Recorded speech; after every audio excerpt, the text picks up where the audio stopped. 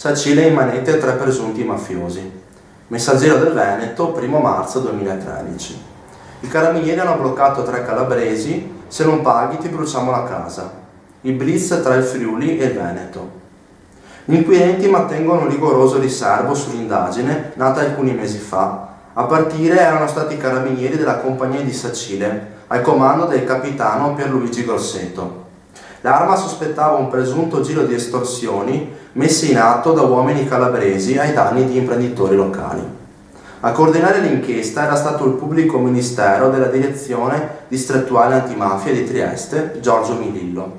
Il giudice per le indagini preliminari, tuttavia, non hanno avvisato la sussistenza dello stampo mafioso nella vicenda, trasferendo pertanto gli atti a Pordenone.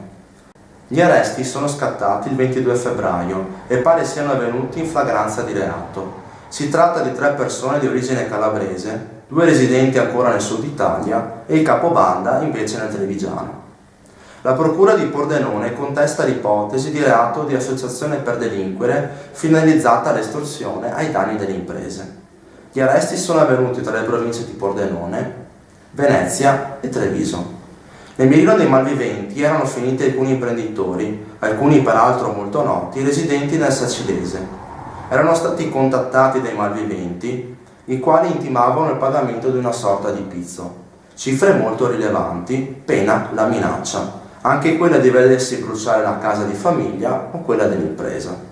L'inchiesta, che a quanto pare sarebbe molto più complessa di quanto reso noto dall'Arma, mira a verificare l'eventuale coinvolgimento di altri imprenditori nella zona.